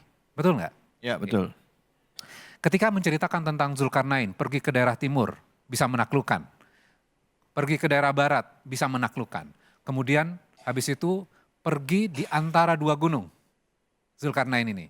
Kemudian ada penduduk yang akhirnya minta tolong kepada Zulkarnain. Karena Ya'juj dan Ma'juj selalu muncul dan membuat kerusakan. Kemudian aku akan memberikan upah kepadamu. Wahai Zulkarnain, padahal seorang raja penguasa yang kaya. Apa yang Allah berikan kepadaku jauh lebih baik. Bantu aku saja. Kemudian dibangunlah dinding yang kokoh, besi cor-coran setinggi gunung. Kemudian habis itu dituangkan tembaga yang panas. Sehingga terbentuk dinding yang sangat tinggi dan kuat. Yang tidak bisa ditembus oleh Ya'juj dan Ma'juj. Kemudian setelah terbangun itu semuanya, Zulkarnain mengatakan, qala hadza rahmatum mir rabbi. Ini adalah rahmat dari Tuhanku. Padahal idenya ide siapa? Zulkarnain. Zulkarnain, ya. Seringkali karena ide kita mengatakan karena saya. Infrastruktur itu karena saya. Enggak. Zulkarnain mengajarkan ini adalah rahmat dari Allah. Tuhanku. Terus bagian berikutnya. Tiba-tiba ayat 100 mengatakan kami nampakkan jahanam pada hari itu kepada orang-orang kafir. Loh kok tiba-tiba bahas tentang orang kafir? Awalnya kan tentang Zulkarnain kan yang membantu kaum yang lemah. Kemudian habis itu dijelaskan apa itu orang kafir. Kalau kita kan mendefinisikan kafir pokoknya di luar Islam itu kafir lah. Kemudian Allah memberikan penjelasan siapa itu orang-orang kafir. Orang-orang ayat 101 di dalam surat Al-Kahfi yaitu orang-orang yang matanya dalam keadaan tertutup dari memperhatikan tanda-tanda kebesaranku. Dan mereka tidak sanggup mendengar. Terus ditambah lagi informasinya, apa itu kafir? Maka apakah orang-orang kafir menyangka bahwa mereka dapat mengambil hamba-hambaku penolong selain aku? Wow, berarti muslim bisa masuk dalam kategori ini juga enggak? Minta pertolongan kepada selain aku bisa terjebak dari itu. Bisa. Yes. Minta pertolongan bukan kepada Allah. Bisa jadi dia sudah muslim tapi minta tolong kepada selain Allah. Sekarang kita analisis ya. Ya. Ketika orang lemah tadi Ya. yang minta tolong kepada Zulkarnain, ditolong oleh orang yang kuat, orang yang lemah ini, biasanya kecenderungannya mengatakan apa? Ketika sudah ditolong. Kalau Anda Tidak menolong. tidak menolong saya, maka saya nggak akan selamat. Ya. Apakah mata hati kita tidak mampu melihat yang sebenarnya menolong sesungguhnya siapa? Allah. Allah. Ketidakmampuan kita akan menggeser kepada kita, kepada kekafiran. Masya Allah. Ya, ya. Jadi berhati-hati. Al-Quran itu introspeksi buat kita, bukan ngecap orang lain. Untuk memperbaiki kualitas diri kita. Ya. Bisa nggak kita lakukan dalam kehidupan? Kaitannya dengan pertanyaan tadi. Makasih ya dok. Dibantu sama dokter nih, penyakitnya parah. Dibantu oleh dokter ini. Sembuh. Ya. Makasih ya dok. Kalau nggak ada dokter, saya mungkin gak akan selamat. Ya, ya. Menggeser tauhid kita nggak? Ya, menggeser tauhid kita. Bisa nggak terjadi dalam hal agama? Bisa. Bisa. Kalau nggak ada ustadz yang bantu saya, Ya. nggak doain, Iya nggak doain. Mungkin rumahnya nggak kejual nih Ustadz nih. Nah, misalnya begitu. Misalnya ini ngomongin rumah. artinya bahwa kita harus berhati-hati. Yang membantu kita sesungguhnya, di balik itu semuanya sesungguhnya adalah Allah. Ini pelajaran berarti di surat Al-Kahfi. Rasulullah minta kepada kita, umat Islam, setiap Jumat belajar lagi dari surat Al-Kahfi. Sudah belajar bertahun-tahun nih, syekh yang jenggotnya panjang diminta setiap Jumat belajar Al-Kahfi. Iya saya sudah ngerti, enggak Jumat depan belajar lagi surat Al-Kahfi. Karena hal ini surat Al-Kahfi itu mengajarkan kepada kita hal-hal yang fundamental. Waktu itu saya ditanya, loh apakah kita berterima kasih sama orang langsung otomatis kafir? Iya. Baru saya mau nanya tadi. Iya benar-benar. Ya. Ya. Kita belajar yang fundamental. Seringkali ketika kita mengucapkan terima kasih kepada orang kepada makhluk, kita berhenti sampai di situ. Kita tidak melihat Allah di balik itu semuanya. Oh, ya. Masalahnya di situ. Masalahnya adalah pada saat kita berterima kasih kepada orang, kita melihat si figur orang itu bukan Allahnya yang kita lihat bahwa ini ada bentuk pertolongan Allah. Siap. Baik, terima kasih. Makanya Silakan, Allah katakan bukan berarti orang salah kan betul lah. Yang dikatakan kan ada kalimat man lam yashkurin nas lam yashkurillah. Ya. Kenapa nas dulu baru Allah? Ya. Karena itu wasilah, jembatan. Oke. Kenapa orang yang tidak bersyukur berterima kasih maksudnya kepada manusia dia tidak akan berterima kasih kepada Allah. Ya. Kenapa disebutnya manusia dulu baru Allah? Karena Allah menjadikan manusia itu sebagai jembatannya agar dia sampai kepada Allah. Masya Allah, baik. Terima kasih banyak Habib, terima kasih banyak Mas Alam. Ini juga jadi masalah loh Mas. Kadangkala orang-orang yang dianggap alim, yang dianggap soleh, dimintain doa, kita doa. Jadi kadangkala kalau orangnya iman yang gak kuat juga, dia suka ngerasa ini karena saya nih. Ya ada yang kayak gitu, kalau aneh gak doain, dia belum tentu bisa. Padahal itu semua atas izin Allah ya kan? Sombong. Iya, sombong. Ya Bu? Betul apa betul Bu? Ini kayaknya pada akrab banget sama masalah ini apa ini semuanya? Baik, Masya Allah. Ini ada di sekitar kita, ada di keseharian kita. Saya nggak bilang bahwa semua ulama atau semua orang alim atau orang pinter kayak begitu, enggak. Saya nggak ngomongin. Tapi ada ya yang hal kayak gitu akhirnya menggelincirkan keimanan kita, akidah Banyak. kita ya. Jangan takut, banyak. Ada. Jadi zaman sekarang memang kita harus vulgar Iya. karena banyak juga orang yang tertipu dengan pakaian yang seakan-akan seperti Masya Allah. malaikat tapi jiwanya setan. Allah. Kan seperti itu. Jadi Baik, kesian juga umat, kesian orang awam. Benar, oke Bib. Makasih banyak ya Habib. Banyak ya Bib ya. Ya siap. Baik, kalau Habib yang ngomong nggak apa-apa, kalau saya jangan. Baik, terima kasih. Kita akan lanjut lagi. Habis ini kita akan dengarkan pertanyaan dari netizen dan juga jamaah yang ada di rumah nih. Ada punya titipan pertanyaan, tapi jangan kemana-mana, tetap di sini. Di Cahaya Hati Indonesia.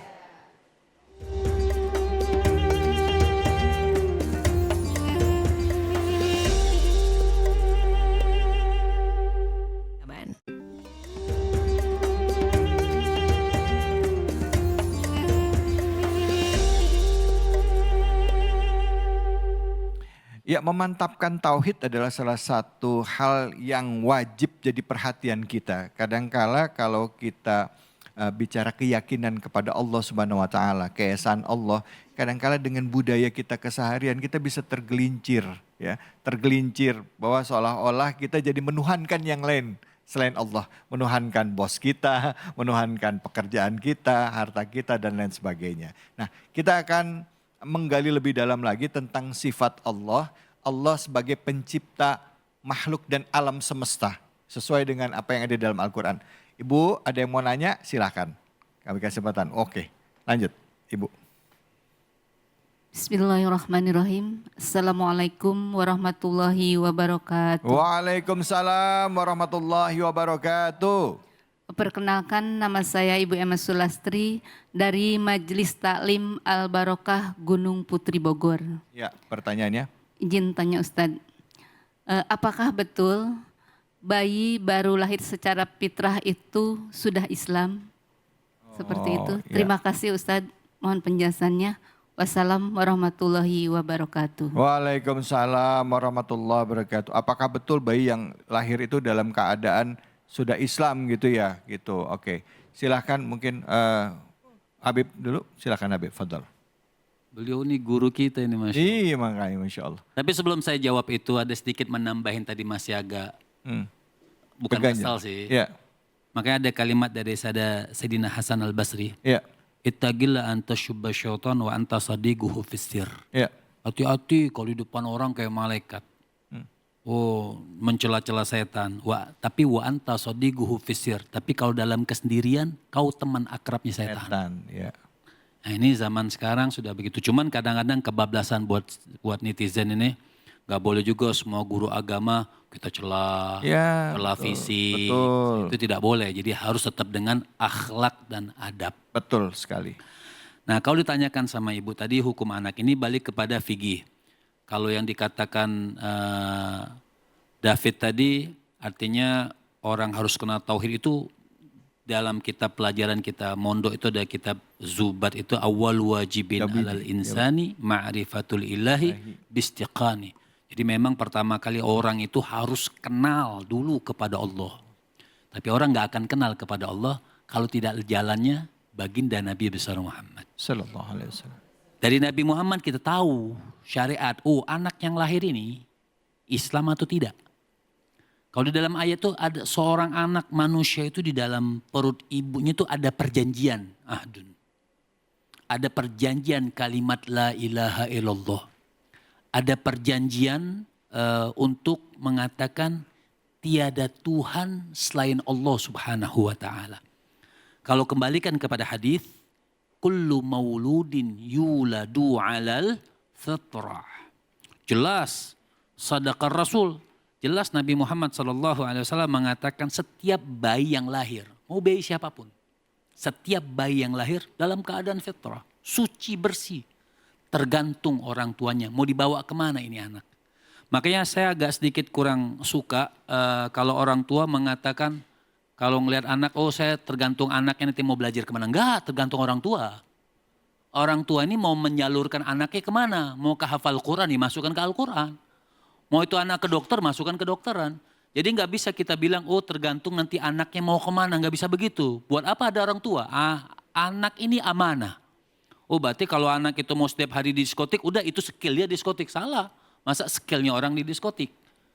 Jadi nggak bisa orang tua itu, anak itu titipan dari Allah Subhanahu Wa Taala. Nabi mengatakan, la amanah la imana liman la amanalah.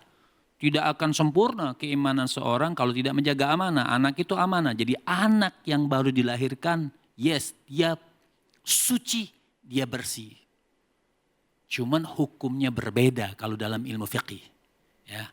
Apakah itu anak nanti setelah balik harus syahadat atau tidak?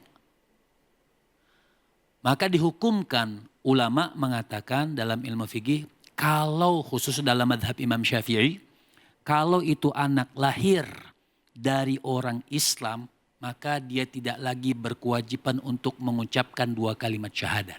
Ya. Atau anak itu suci, ya.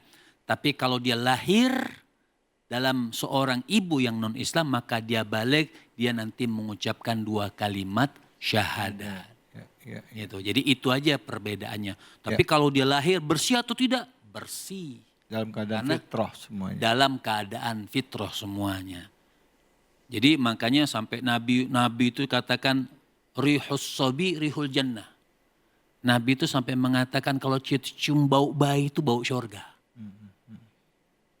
Makanya bersih. Kalau kita cium ibu cium bayi, jangan cium bapaknya bayi. Kadang-kadang bau pete. Tapi kalau ibu cium, walaupun itu bayi bangun tidur, enak gak jadi cium? Sedap gak baunya? Tapi kalau bapaknya,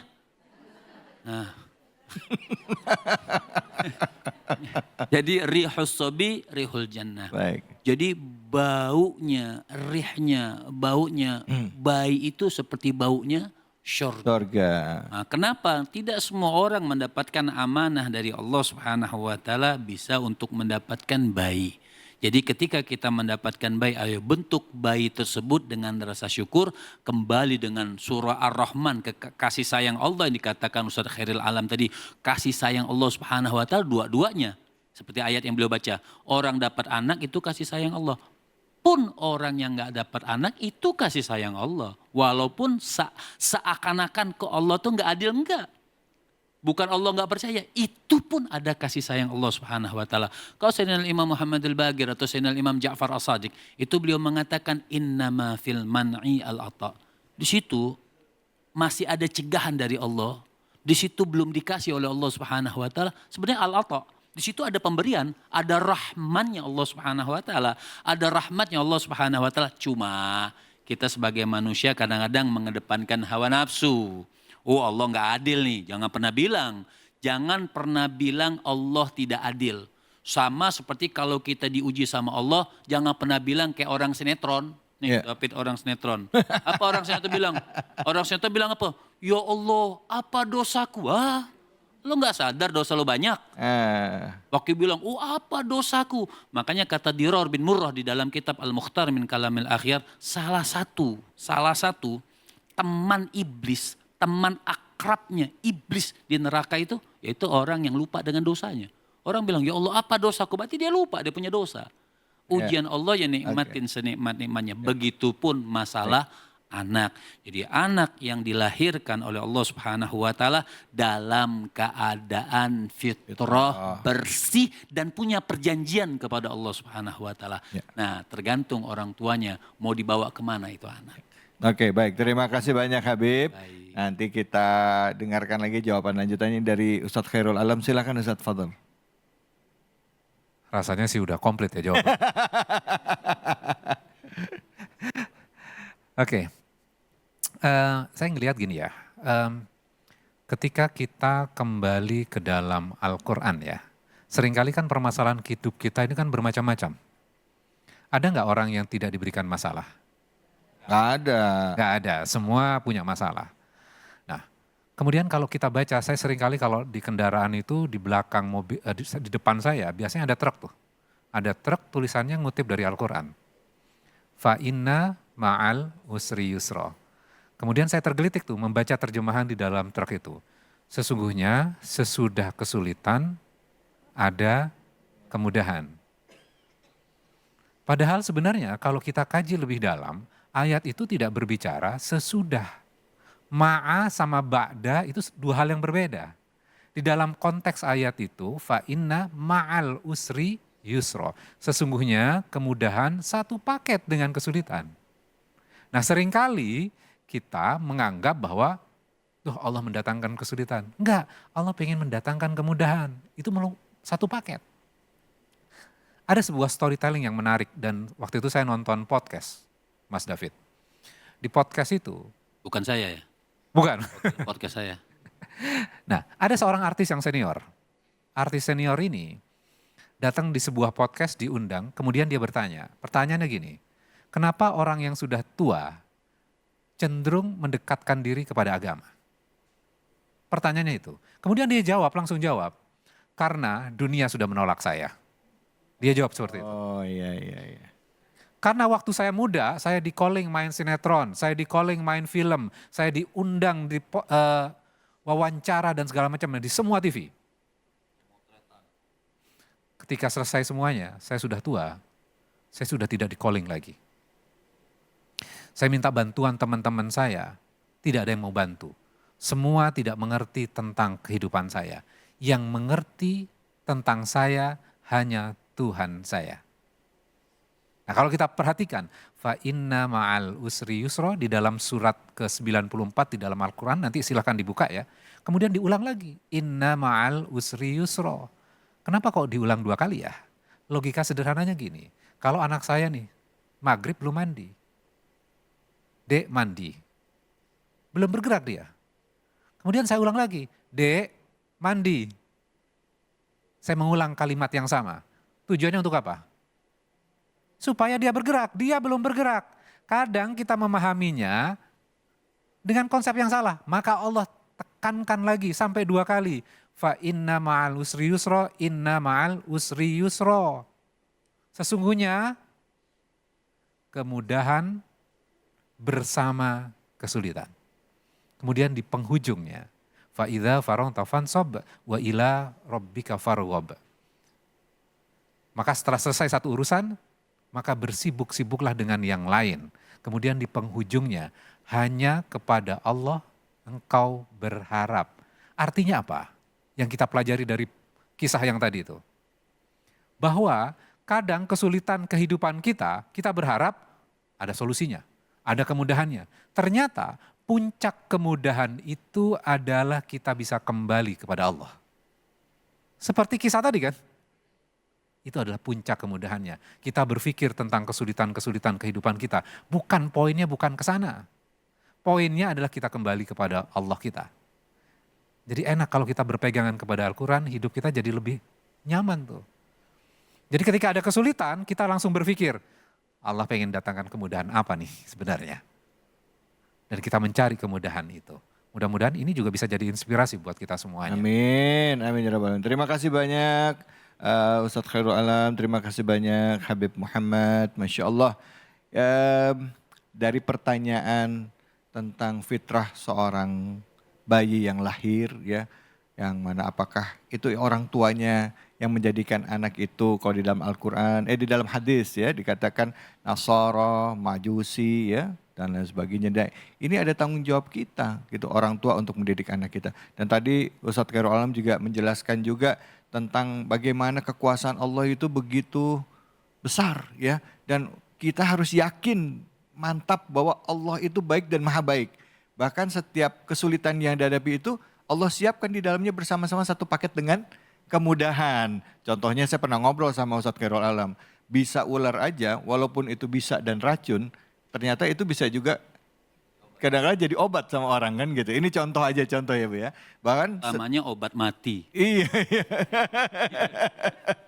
Bahkan setiap ada penyakit pasti hadir juga bersama dengan obatnya. Nggak ada penyakit yang nggak ada obatnya. Baik, kita akan lanjut Tapi lagi. inti satu lagi. Apa, Bib? Tidaklah Allah itu menguji seseorang. Melebihi batas Pasti Allah juga ngasih solusinya. Oh, Masya Allah. Yakin. Allah tidak menguji tapi Allah pasti kasih solusi. Makasih Habib. Kita akan belajar ngaji habis ini sama Kiai Munawir Ngacir sambil nanti kita berdoa bersama. Ini tema yang menarik dan nanti akan digali lagi di tema episode-episode selanjutnya. Jadi kalau udah akhir pekan, jangan pernah tinggalin, ikutin terus Cahaya Hati Indonesia. Jangan kemana-mana.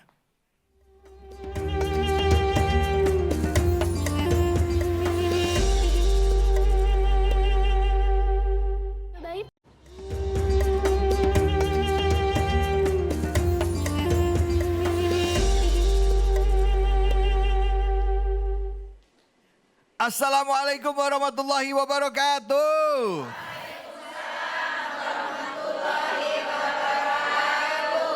Ke hutan kayu, mampir ke kali pasir. Kita ngaji yuk. Ayo, sama Kiai Munawir ngacir.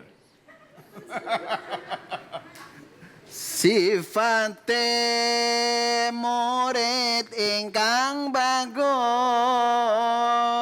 iku lima diamal terus kang dihin iku husnudzone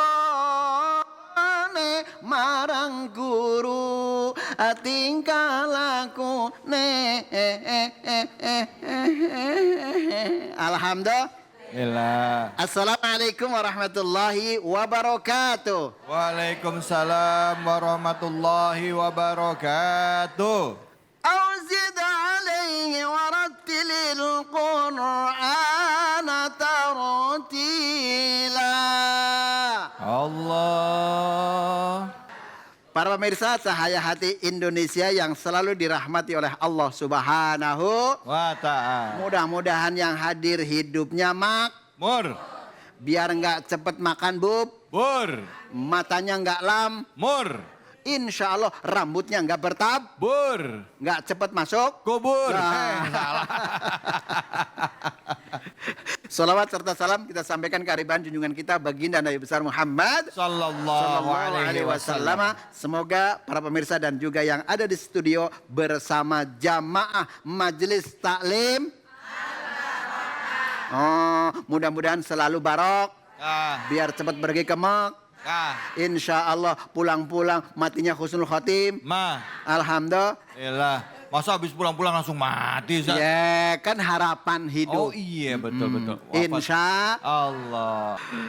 Para pemirsa, pada kesempatan kali ini saya Munawir Ngacir tidak sendirian. Tentunya ditemani oleh guru kita Profesor Dr. Kiai Haji David. Ale. Kumaha da, Mang? Baik, pangestu atuh Alhamdulillah. Kumaha? Ngartos bahasa Sunda? Ngartos Nyong marah ngerti bahasa Jawa. Ngartos setik. Bang David, hari ini kita mau belajar apa bareng-bareng? Baca Quran surah An-Najm. An-Najm. Tapi sebelum baca Quran coba dilatih dulu nadanya, Ustaz. Begitu? Iya dong. Biar kompak Biar gitu. kompak, saya mau ngetes dulu. Soalnya ibu-ibu dari tadi kan menyimak tentang kajian kita hari ini. Tapi pajannya juga, itu Ustadz Munawir Ngacir ada nggak entar? Saya bilang. Dia ntar takutnya cepat lecek gitu ya. Kenapa? Ya Allah. Coba Ustadz dites dulu, nadanya gimana nanti? Bu, yang susah apa yang gampang, Bu? Mama maunya di mana-mana yang gampang. Gampang. Iya. Mama. 1, 2, 3. Mama. Ini suruh kompak aja susah bener. Ya, masuk ke dalam basmalah ya, Bu ya. Bismillahirrahmanirrahim. 1, 2, 3.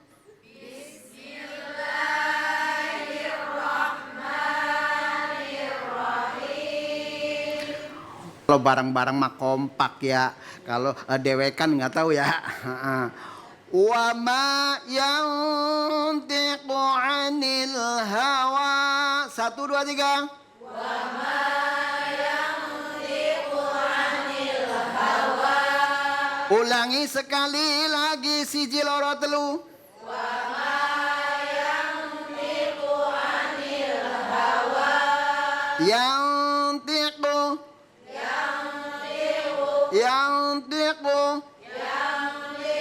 'anil hawa.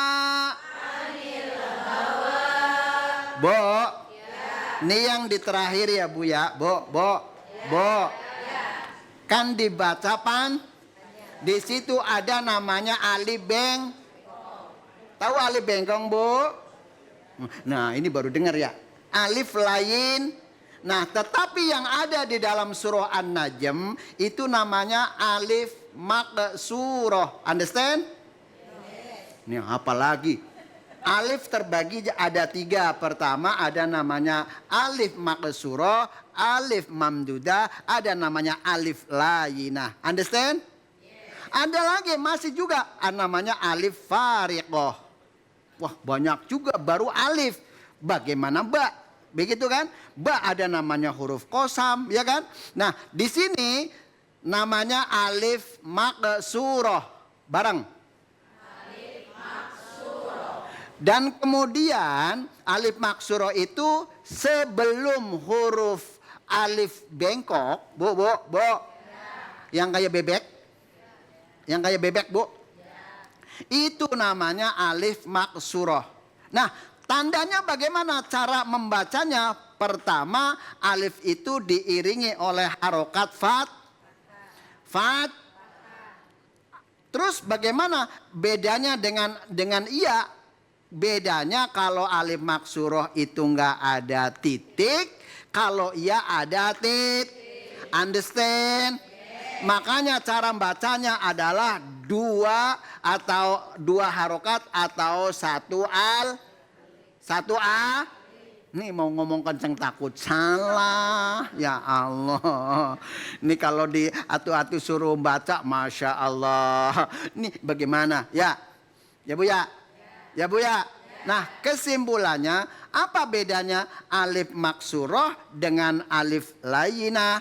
Kalau alif layinah itu tetap tulisannya hampir mirip ya.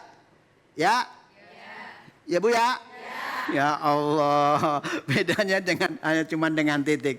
Perhatikan. Nah, setiap alif maksurah itu harus ada syaratnya. Pertama, ini terletak pada kalimah isim. Tahu kalimah isim, Bu? Alah ngaji nggak usah begitu deh Pak Ustadz, saya udah puyeng ngurusin cucian di rumah. Udah yang danta aja, yang jelas-jelas aja. Terletak pada kalimah isim, itu kalimah isim ada namanya tandanya alif dan al. Alif dan al itu namanya kata benda atau kalimah Understand? Itu yang pertama, mempunyai syarat ya. Terletak alif itu terletak pada kalimah isim. Understand? Ada yang mau bertanya? Nggak ada. Alhamdulillah. Lah orang kalau diajak serius bengong aja ya Allah. Makanya ya Bu ya, yuk kita belajar kata Rasulullah, ibda binafsi, mulai dari diri kita, bagusin bacaan Al-Qur'an biar sholatnya mendapatkan ridho dari Allah Subhanahu wa Ta'ala. Mudah-mudahan esok bisa berjumpa kembali di lain kesempatan. Wallahul muwaffiq ila aqwamit thoriq. Wassalamualaikum warahmatullahi wabarakatuh. Waalaikumsalam warahmatullahi wabarakatuh. Terima kasih banyak Kiai. Alhamdulillah Rabbil Alamin. Sama-sama tadi kita sudah belajar lagi membaca Al-Quran bersama dengan guru kita Kiai Haji Munawir Ngacir. Ya Bu ya Bu. Senang gak Bu? Alhamdulillah. Nah, di penghujung acara ini kita akan berdoa bersama. Semoga Allah Subhanahu wa Ta'ala berikan keberkahan buat kita, berikan kebaikan buat kita bersama dengan para guru yang hadir. Dan untuk itu kesempatan doa ini kami mohon kepada Habib Muhammad Syahab untuk bisa memimpin doa. Fadhal ya Habibi. Karena saya juga udah jarang kemari, saya pindahkan doanya kepada kiai kita. Fadhal, amin. Monggo silakan. Silakan ya Habib. Fadhal. Monggo Habib. Atau enggak usah doa. Amin. Habib. Amin. Ikut aja. Enggak. Mari, udah ditunjuk. Enggak mau. Amin. Monggo silakan. Enggak. Ini enggak kelar-kelar. Silakan. Bismillah. Amin. Silakan Pak Alam. Mari kita berdoa, mudah-mudahan Allah mengijabah doa-doa kita. Amin. Kita tundukkan hati kita bermohon kepada Allah ampunannya yang luar biasa buat kita semuanya. Dan mudah-mudahan kita diberikan petunjuk. A'udzubillahi minasyaitonirrajim. Bismillahirrahmanirrahim. Alhamdulillah Rabbil Alamin.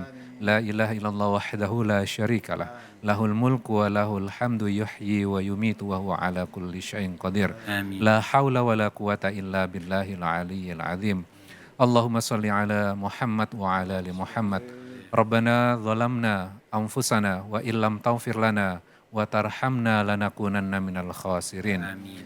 ربنا هب لنا من أزواجنا وذرياتنا قرة أعين واجعلنا للمتقين إماما رب اجعلني مقيم الصلاة ومن ذريتي ربنا وتقبل دعاء ربنا آتنا من لدنك رحمة وهيئ لنا من أمرنا رشدا ربنا آتنا في الدنيا حسنة وفي الآخرة حسنة وقنا عذاب النار سبحان ربك رب العزة عما يصفون Wassalamun ala mursalin walhamdulillahi rabbil alamin. Rabbil alamin. Alhamdulillahirrabbilalamin. Alhamdulillah, pemirsa ini dimanapun saja Anda berada, ibu-ibu yang ada di studio, hari ini kita belajar dan diingatkan kembali bahwa tidak diciptakan jin dan manusia kecuali untuk beribadah kepada Allah. Dan untuk bisa kita memaknai ibadah tersebut, maka akidah kita, tauhid kita kepada Allah harus dimantapkan. Dan sadar bahwa semua yang diciptakan ini adalah milik Allah dan Allah yang menciptakan. Dan termasuk diri kita kelak akan kembali kepada Allah. Karena itu perbaikilah sisa usia kita sehingga kita nanti kelak semua wafat dalam keadaan husnul khotimah. Saya David Halik undur diri. Billahi fisabilil haq fastabiqul khairat. Wallahumma afiqillah wa bitarik. Wabillahi taufiq wal hidayah. Assalamualaikum warahmatullahi wabarakatuh. Waalaikumsalam warahmatullahi wabarakatuh.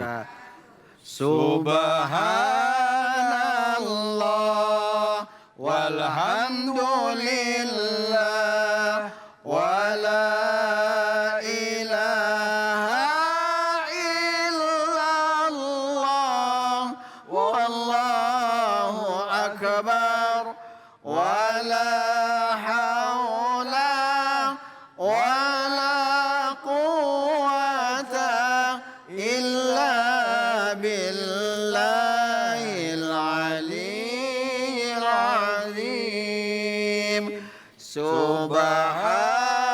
Subhanallah walhamdulillah wala ilaha illallah wallahu akbar wala haula wala quwwata illa billahil aliyyil azim.